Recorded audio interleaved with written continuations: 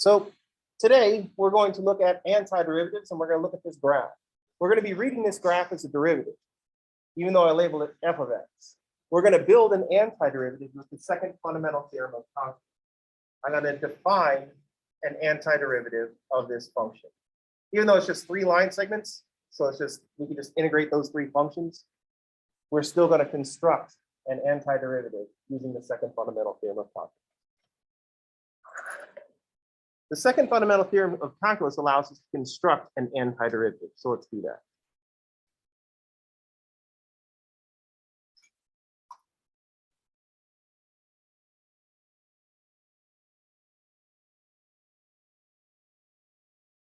So what we have is a function that's continuous on the interval from 0 to 6. And that means I can define an antiderivative using a definite integral. This is useful because the definite integral can always be approximated with area. And if we have a continuous function, we can approximate to any degree of accuracy. So let's construct an antiderivative. Capital F at x, defined to be the definite integral from some starting point to x of f of t dt. I do need to pick a place to start, and I can choose any value between 0 and 6, including 0 and including 6.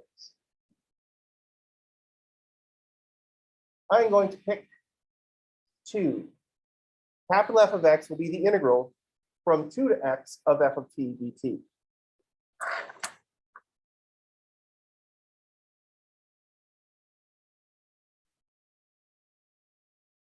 So this 2 can be any value from the interval from 0 to 6. There's no special reason that I picked 2. I just looked up to pick one, and 2 is the first one that I saw. We could also integrate from 0 to x, or from 3 to x, or from 6 to x. You just have to pick a starting value.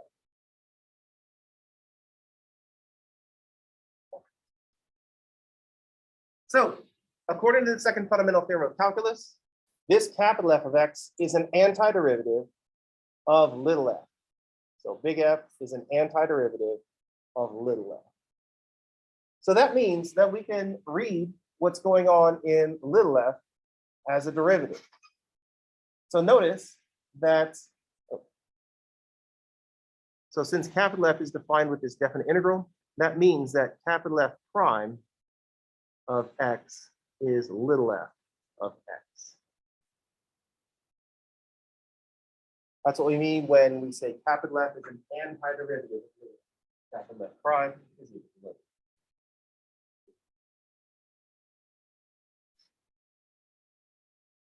So we can read some things about this derivative by looking at this, about the function, by looking at this derivative. First, notice that the derivative is positive on the interval from 0 to 3. And so that means capital F is increasing on the interval from 0 to 3. So notice that little f, or capital F prime, is positive on the interval from 0 to 3, although not including 3.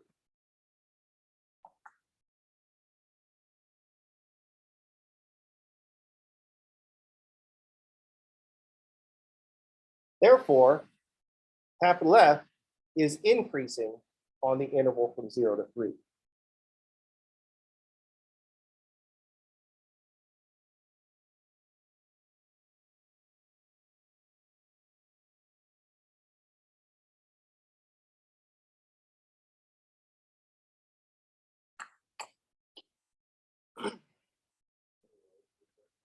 Those are both big F's.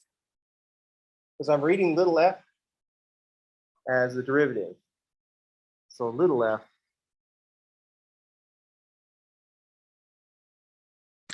is capital F prime. Capital F prime is positive, so capital F is increasing. Then we notice that we switch to negative, and we'll say that capital F prime is negative on the interval from 3 to 6. Therefore, capital F is decreasing on the interval from 3 to 6.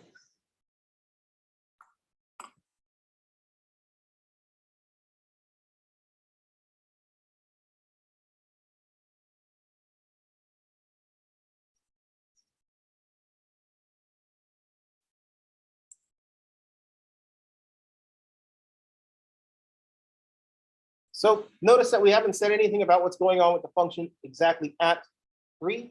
Capital F prime of 3 is equal to 0. So that means the function goes flat at 0. Capital F prime of 3 is equal to 0. Therefore, F has a critical point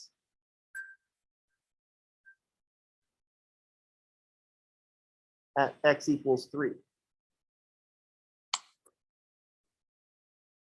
Graphically, that means that the function has gone flat,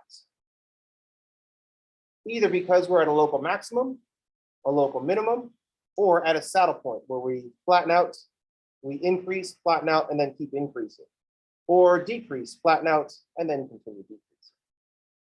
So graphically, we would say that F, capital F, is flat when x equals 3.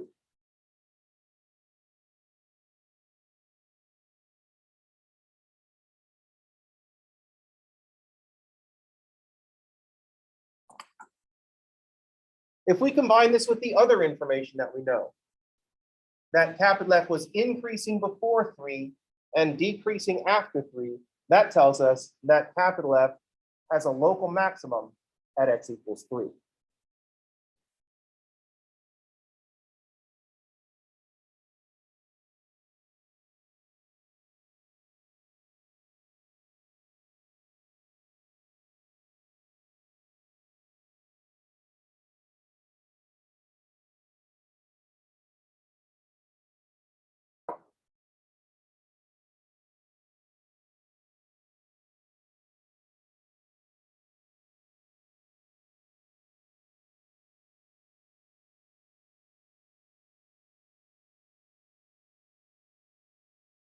This is all information that we get just by looking at the graph of the derivative. We know that this is the graph of the derivative because we built the antiderivative. We built capital F to be the antiderivative of the graph of the derivative.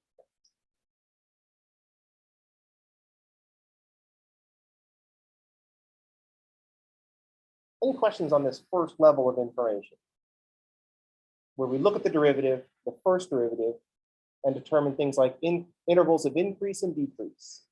And intervals of increase and decrease tells us where we have local maximum or a local minimum.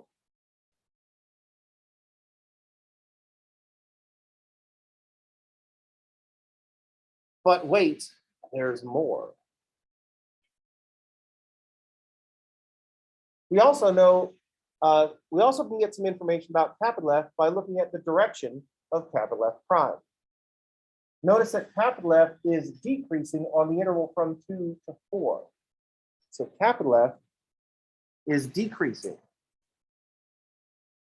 Oh, sorry, capital F prime is decreasing on the interval from 2 to 4.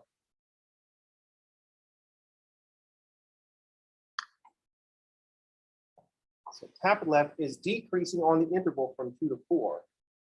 And that means, capital F prime. Capital F prime is decreasing on the interval from 2 to 4. And that means capital F is concave down on the interval from 2 to 4.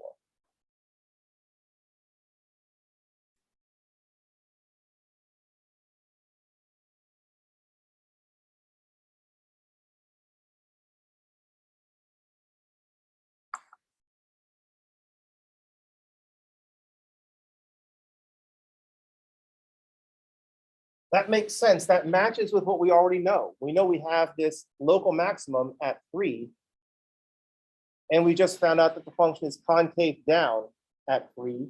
So that reinforces that what we already know, that there's a local maximum and x equals 3.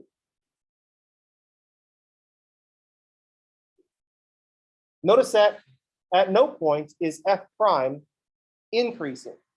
So at no point on the interval from 0 to 6 is f concave up.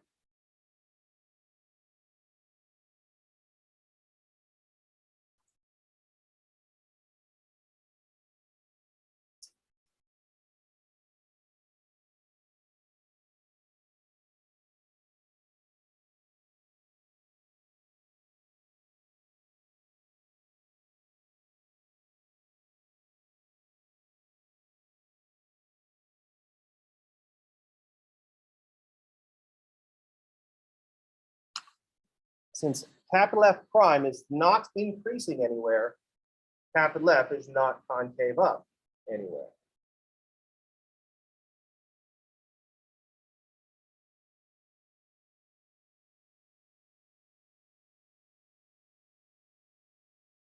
One of the things that we need to note here is that not increasing is not equal to decreasing. I just said not increasing. That does not mean decreasing. English would have you believe that not increasing is decreasing, but that's just not true. This is not English. This is math English. Math English is a much more precise language than English. Regular English is trash as a communication device. Math, much better. Although it takes a long time to learn the weird syntax that mathematicians like to install on things. But not increasing does not mean decreasing. It just means not increasing. And that covers the two flat parts. Notice that capital F is flat on the interval from 0 to 2 and from 4 to 6. So that means capital F does not have any concavity on the interval from 0 to 2 and from 4 to 6. That means capital F is linear on the interval from 0 to 2 and from 4 to 6. So you notice that capital F prime is flat on the interval from 0 to 2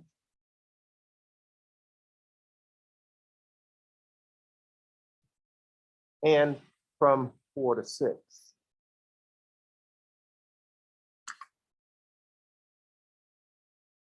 Therefore, capital F has no concavity on 0, 2 and 4, 6.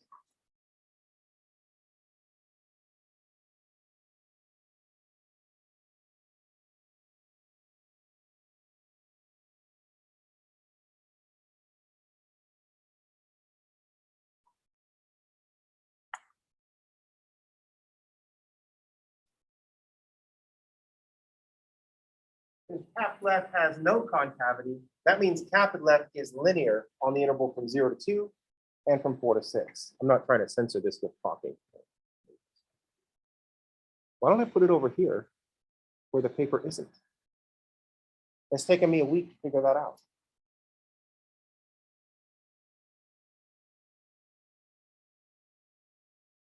So we could interpret this by, we could say F is linear on the interval from 0 to 2 and 4 to 6. Note that when I write 0 to 2 in parentheses, 0, 2 in parentheses, I'm referring to the interval from 0 to 2. And that's why it makes sense to put a U in between the two intervals that I'm forming a union of. So this interval, this is interval notation.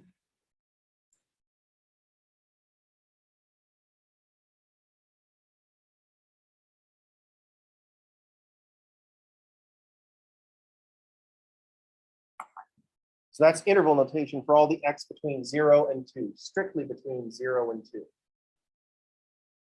Not including 0 and not including 2. The U in between my two intervals is union.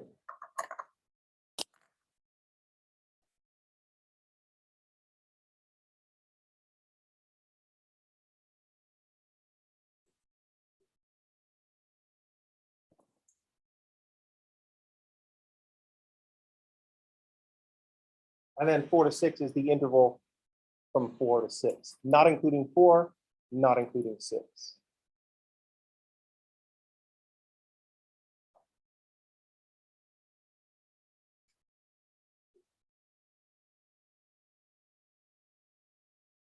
So I have a pretty good idea about what this function should look like. We know that we should see a linear increasing function on 0 to 2, increasing in concave down from 2 to 3 where we hit a local maximum, decreasing in concave down from 3 to 4, and then decreasing in linear from 4 to 6. So we've got this idea of what the function should look like. I just realized that people that are watching on Zoom did not see me trace what we're looking at. So apparently we're getting secret information. It's the in-person DVD bonus material. So the function is linear and increasing from 0 to 2, concave down and increasing from 2 to 3 where we hit a local maximum, decreasing in concave down from 3 to 4, and then linear and decreasing from 4 to 6.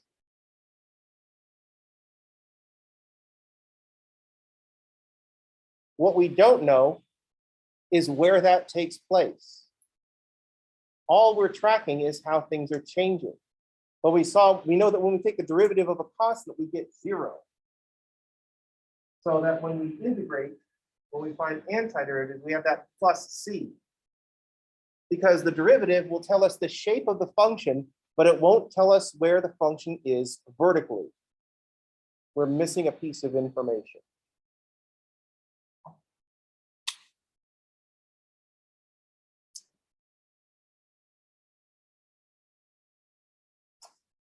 Any questions? Let's make a table of values for the particular capital F that we defined at the beginning.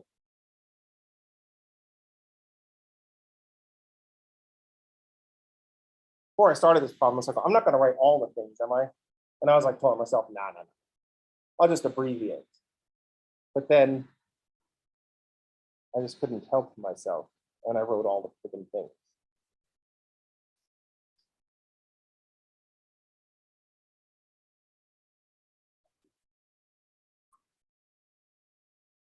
I have this same problem when I'm playing Dungeons and Dragons and I'm the dungeon master.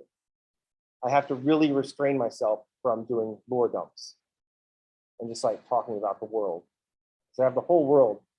I've done all the world building, but for the most part, the players don't need to know that. And a lot of times the players just don't know the things that I'm telling them anyway. And I just start talking about it and just start talking about it. And I just keep going on. And then eventually I realize like, there's no way that any of these, the players' characters will know any of this information. And I know the players don't really care. And in turn, their characters don't really care. Yet here I am.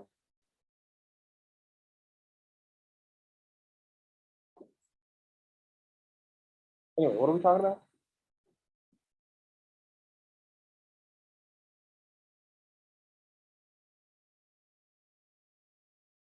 All right. So what we know is that this function, the function capital F, is increasing on the interval from 0 to 3, and then decreasing on the interval from 3 to 6. What we know now with all this derivative, or sorry, with all this definite integral business, is that the area tells us how much increase that we see. So the area tells us the amount of increase and the amount of decrease. So F is increasing on the interval from 0 to 3, and the area tells us how much.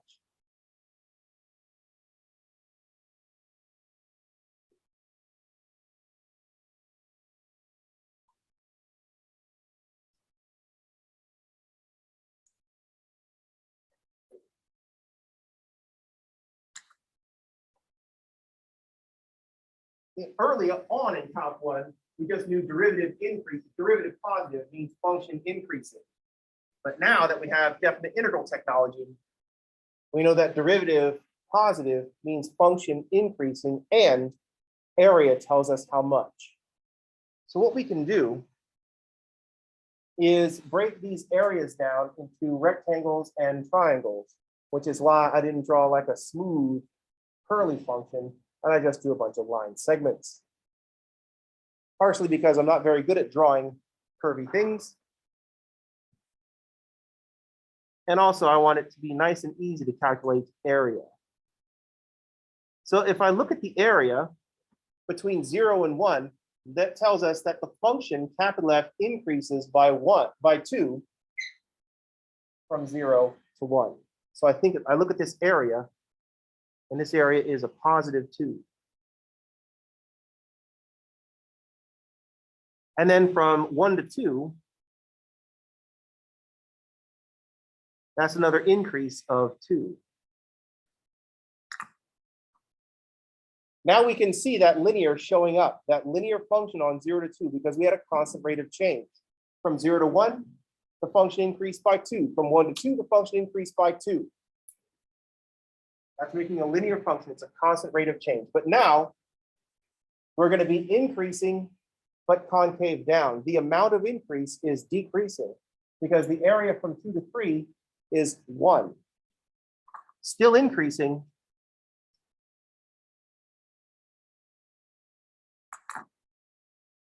but increasing less.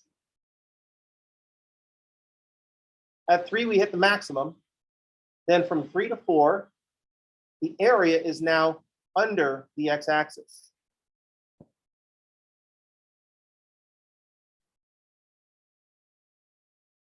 So from 3 to 4, the area is 1, but it's below the x-axis. The derivative is negative. The function is decreasing. The area tells us by how much. And then from 4 to 5, we have a decrease of 2. And then from 5 to 6, we have another decrease of 2.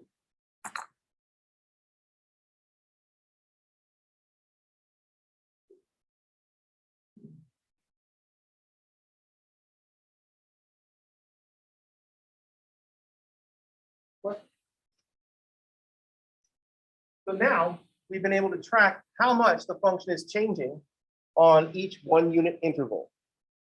So now we can start constructing a table of values.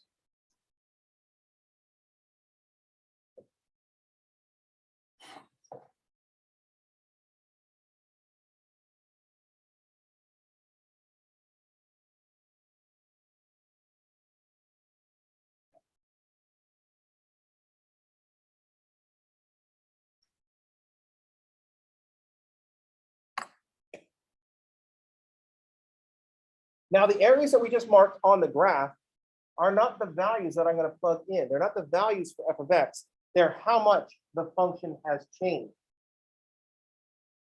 The area under the curve between 0 and 1 is 2. So from 0 to 1, we will see an increase of 2. So the areas that we found are not values for the function, but the amounts of change that we see in the function.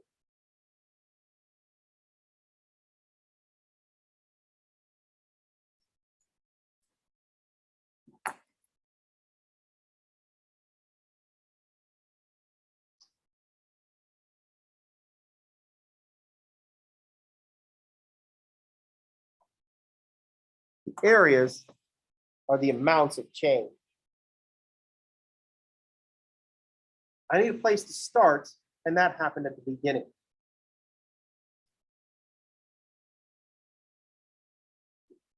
Notice that the derivative only told us how things are changing, never told us where to start. The derivative would be like saying, I drove 400 miles. You can't tell where I ended up because I didn't tell you where I started. You can't tell where I started because I didn't tell you where I ended up. I just told you I've driven 400 miles. So we need a place to start. I've defined a shape with the derivative, that kind of partially a parabola, and then but with lines for legs instead of. We define that shape, but we don't know where it is vertically. But at the beginning of the problem, we defined the function capital F of x to be the definite integral starting at 2 and going to x. And that gives us a value that starts. That says that capital F at 2 will be the integral from 2 to 2 of f of t dt, and that will always be 0. So we know the value that we know is f of 2.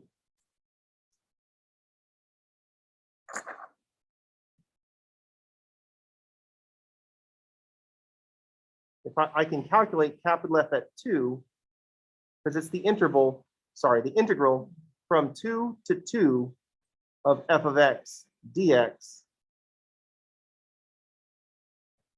And that will definitely give us 0.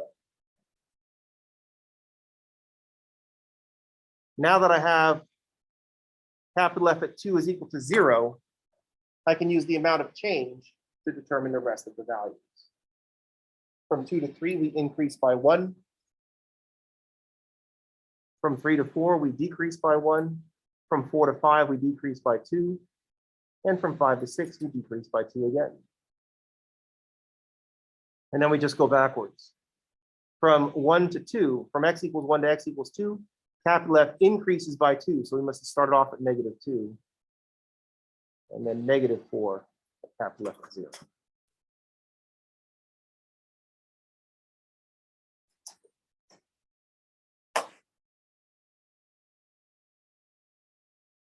The derivative told us the amount of change. The derivative defined a shape, but we needed to figure out where that shape was vertically.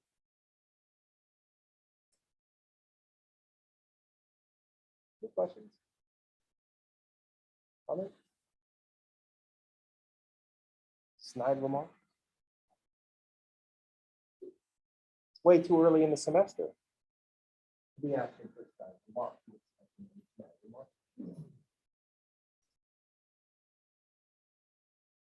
Yes. So I did not have to. No, it's because of how we define capital F. Capital F was defined to be the integral from 2 to x of f of t dt.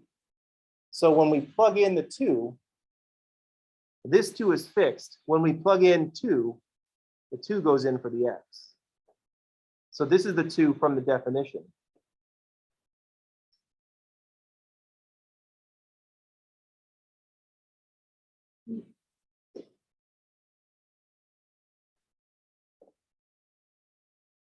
This is the 2 that we're plugging in.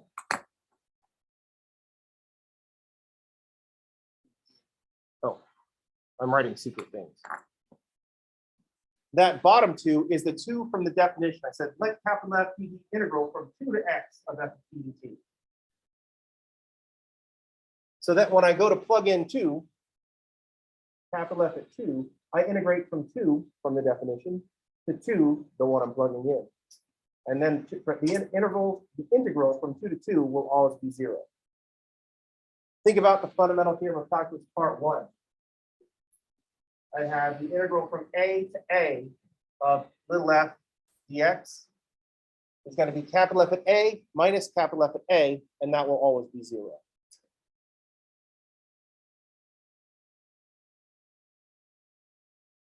Any questions?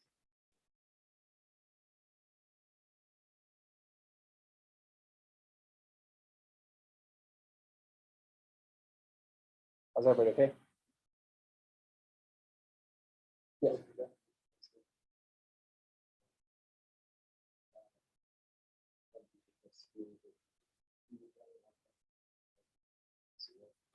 Yes. Yeah, if we're going to define a function with the second fundamental theorem of calculus, I have to tell you where I want to start from. And it could be anywhere on the interval from 0 to 6. So for example,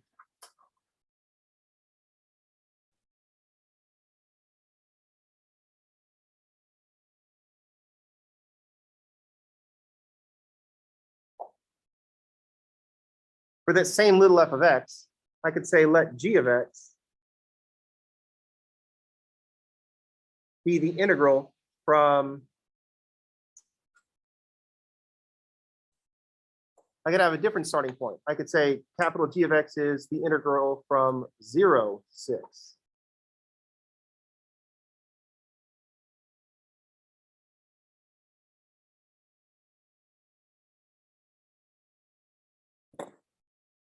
According to the second fundamental theorem of calculus, this is still an antiderivative of little f.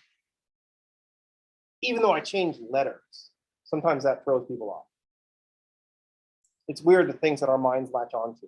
Like if you solve a bunch of equations in x, if I change the x to like a y, sometimes it's actually harder to solve. It's hard to solve the equation because you're like, well, what do I do with y? I thought we were supposed to solve x. So if I want to make a table of values,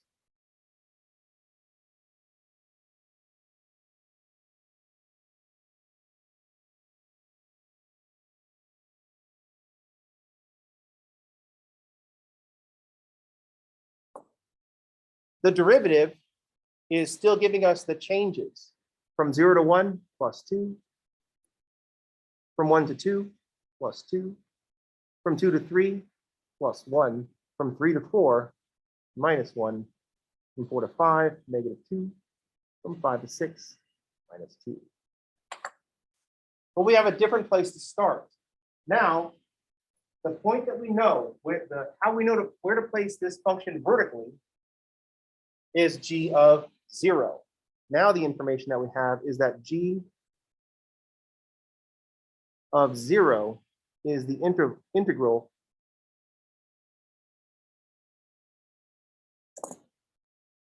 starting off at 0. I pick the value of x that makes this definite integral easy to compute. The integral from 0 to 0 of f of t dt is equal to 0. Not because those two numbers are 0, but because they are the same. Shouldn't have picked 0. I just did a huge howling on myself.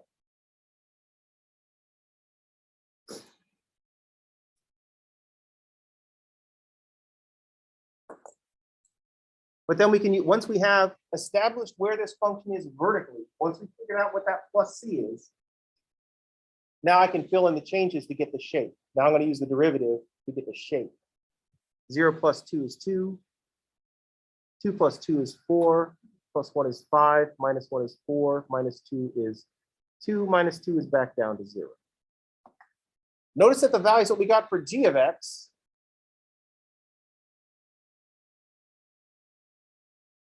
have the same changes that we had in the values for f of x. And I conveniently and unprofessionally put these two functions that I want to compare right now on different pages in the notes. If you had a professional teacher, this kind of thing wouldn't happen, but y'all have me, so don't have to deal with it. Notice that the changes are the same. The changes are what are defined by the derivative. But capital F of x is just 4 units lower than capital G of x. Capital F starts at -4, capital G starts at 0. They have the same shape. Any questions? I could draw a picture of these, but I've already drawn a picture of these. I just do the pictures matrix style. We're using numbers instead of an actual graph. You know what I mean? Because we got to start looking at tables of values and seeing the shape in the tables of values. We have to start looking at equations and seeing the shape in the equation. When I say x squared plus y squared is equal to 25, you're picturing a circle of radius 5 centered at the origin, even though I just given you a bunch of symbols. It's like that scene in the Matrix where they're watching all the green symbols fall down and they claim to see the pictures in them. That's because they're looking at the equations and constructing the pictures in their minds. Or they're just messing with the new people. Because I would totally do that. Wouldn't you? I mean, you sit there and look at the Matrix. It's like, oh, wow, look at that one. And then you guys are like, oh, wait, what? It's just a bunch of green stuff. Then your friend's like, oh, he can't read it yet. And you're like, oh, dumbass. You can't read the Matrix. Oh, did you see that? Oh, that was a good one. What? What's going on? Then you just wait until they pretend that they see stuff. You know what I mean? Ever seen the Matrix? You ever seen all 4 Matrices? Do we agree that they should have stopped at 1 Matrix? Yeah. It was so good, and it was wrapped up. But then someone's like, oh, but money. And so they just decided to make more money.